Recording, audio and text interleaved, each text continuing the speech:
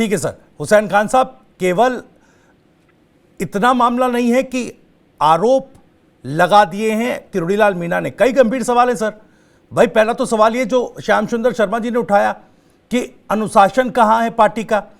सवाल ये कि क्यों आखिर ऐसी कौन सी नब्ज जो है दुखती वो किरोड़ीलाल मीणा साहब के हाथ में है कि जो कार्रवाई जो है सरकार और संगठन दोनों नहीं कर पा रहे हैं।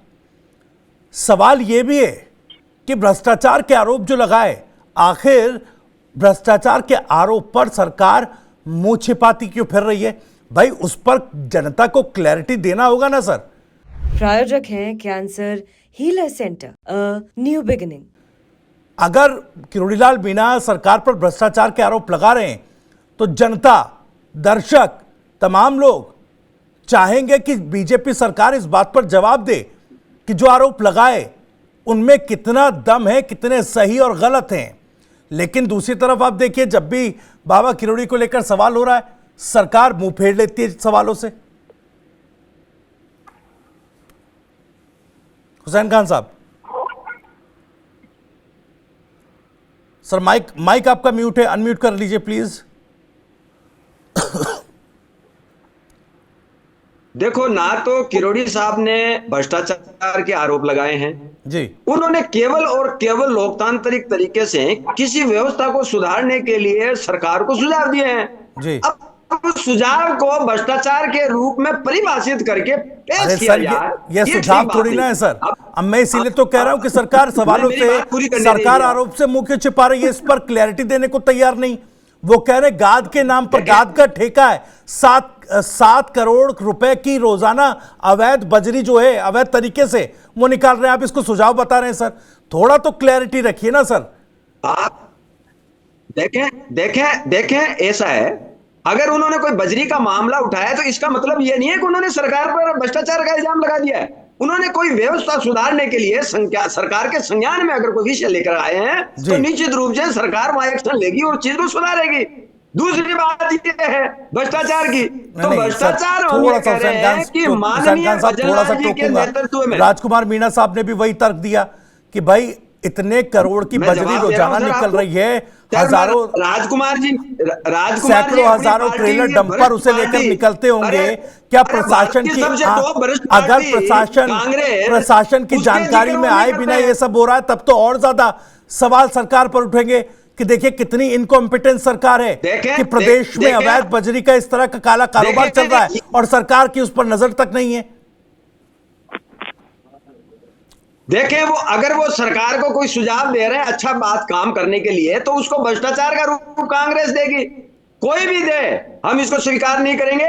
और माननीय भजनलाल जी की सरकार पारदर्शी सरकार, ईमानदार सरकार, और इन भ्रष्टाचारियों को पकड़ पकड़ के सैकड़ों की तादाद में जेल में ठूंसने वाली सरकार है, जिसने जो इनके चेयरमैन हुआ करते थे, जिनको राज्य मंत्री जी का दर्जा दिया हुआ था, उनकी अलमारियों से नोटों की गड्डियां, कट्टे के कट्टे भरे हुए निकले, उनको जेल में डालने का काम अगर माननीय भजनलाल जी ने कर दिया।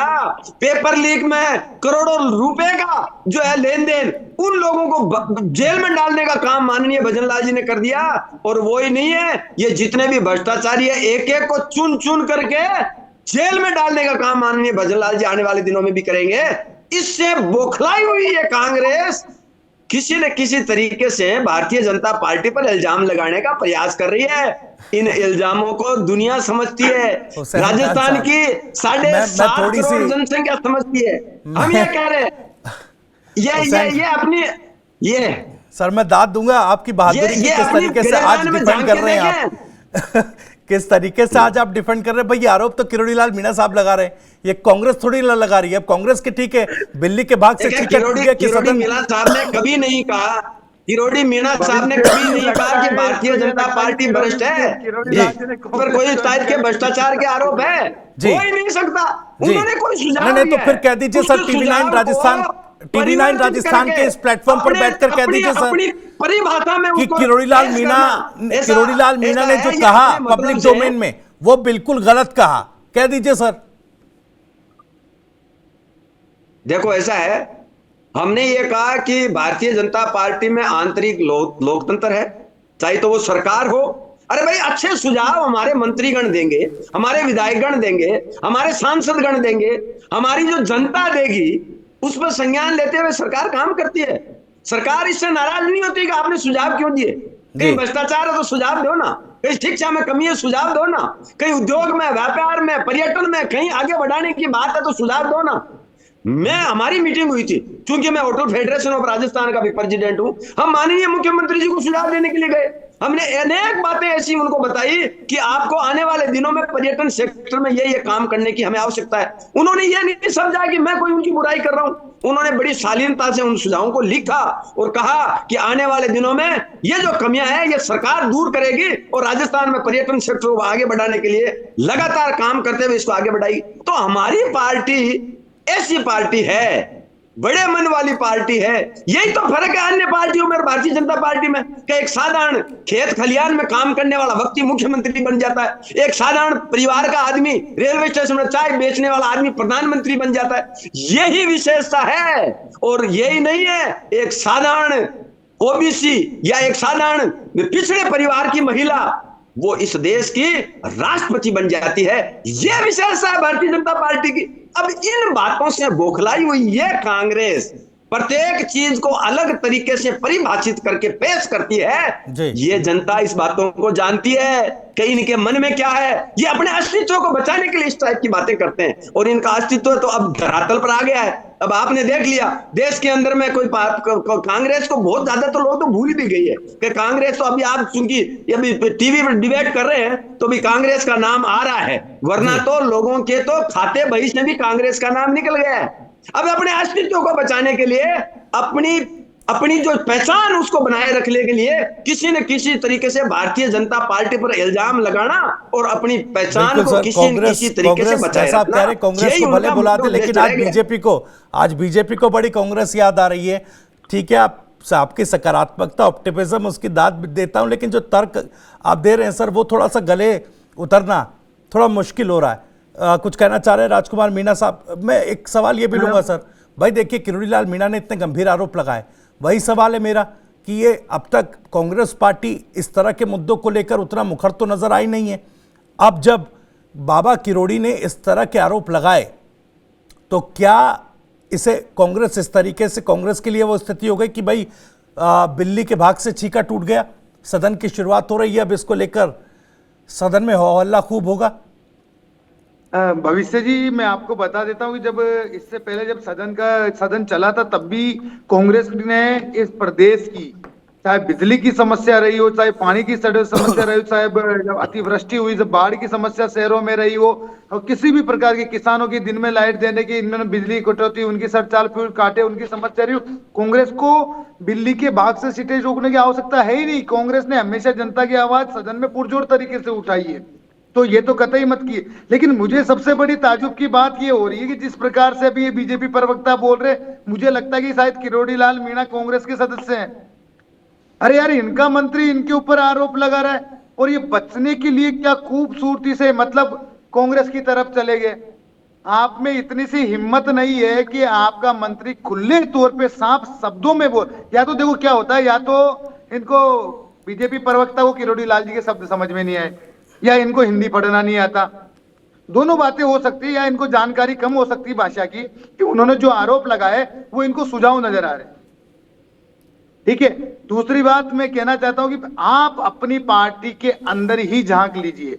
ये मुझे हमें बताने की जरूरत नहीं है कि आपका किस तरीके से, और ये किरोड़ीलाल जी का मैंने पहले भी बोला था, पहला ही मुद्दा नहीं है, पहले भी ये मुद्दे आए हैं। और कांग्रेस ने तो, हाँ, भारतीय जनता पार्टी ये बोलती कि कांग्रेस तो इस देश में है ही नहीं। अरे इतना मजबूत विपक्ष है कि जो भारतीय जनता पार्टी मुसलमानों का विरोध करती थी ना, अरे महोदय, ईद मोहर्रम को उनको फ्री सिलेंडर देने लगी, जिनको रेवड़िया बोलती थी। आपके परिवार, आपके भाई बंधु के भी आते होंगे, पूछ लेना, पहले नहीं आते थे, अब तो वो कर दिया होगा। अरे मीणा साहब, ये भारतीय जनता पार्टी है, ये भारतीय जनता पार्टी है जिसके प्रधानमंत्री ये कहते हैं कि एक हाथ में कुरान और एक हाथ में कंप्यूटर होना चाहिए। ये भारतीय हुसैन जनता साहब पार्टी इतनी है मिर्ची लगी, जिसने शांति से सुन इनके लीजिए ना। शिक्षा के स्तर को आपको ऊपर करने इतनी का मिर्ची प्रयास क्यों किया। लग रही है? ये शांति भारतीय से सुन जनता लीजिए। पार्टी है हकीकत जिसने का आप सामना नहीं अल्पसंख्यक कर के सकते समाज ना, की महिलाओं आप को 3 हकीकत तलाक सुनने के की क्षमता कानून से रखिए। दूर करने का काम किया। अरे ये सर भारतीय समता जनता रखिए, सर पार्टी है समता रखिए, जो इस हकीकत सुनने कश्मीर की के समता मुसलमानों रखिए, को बौखलाओ इस मत देश कि में आपकी बौखलाहट दिल के साफ दर्शाती समर्पित है कर उनके कि आप विकास बुरी काम तरह को बौखलाए करने हुए का हैं। प्रयास किया। आपकी ये सरकार भारतीय जनता बौखलाई हुई है, पार्टी की आपके क्या बात मंत्री करते हो बौखलाए आप? हुए हैं। आप आपको भारतीय जवाब जनता कैसे नहीं पार्टी बन की रहा है? बात ना करो तो ठीक फजूल बातें रहेगा। आप करे जा आप रहे हो। अपने गरीब भविष्य जी पाकिस्तान आपने में झूठ झांकिए। बोल रहे हो, आप जवाब आप कुछ तो और अभी दे रहे आप हो। कह रहे थे कि उल्टा किरोड़ी लाल के बारे में जा रहा हो, जहाँ हमारे तो कांग्रेस संगठन करे के हो। पारदर्शिता से चुनाव नहीं हो रहे। फिर आप तोड़बेड़ सुन प्रदेश की लीजिए, जनता हमारे को पहले सीधा बूथ सीधा स्तर जवाब के तो दे चुनाव दीजिए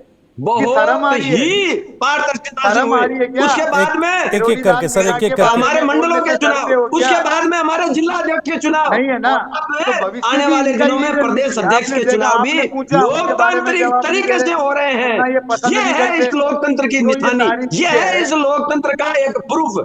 अरे क्या बात अरे करते हो आपके आप? लोकतंत्र आपके देश तो चलिए के जैसे ठीक है सर, ठीक है कांग्रेस सर। के साहब, अंदर में आपको एक जवाब ही देने व्यक्ति की है, जरूरत नहीं, राजनीतिक पूरे एक ही टूने कुछ भी देश व्यक्ति नहीं में सर। है, भारतीय ये जनता राहुल आरोप गांधी है। प्रत्यारोप तो लगते राहुल रहेंगे। गांधी ठीक है हुसैन खान साहब, राजकुमार मीणा साहब। प्रायोजक हैं cancer healer centre, a new beginning.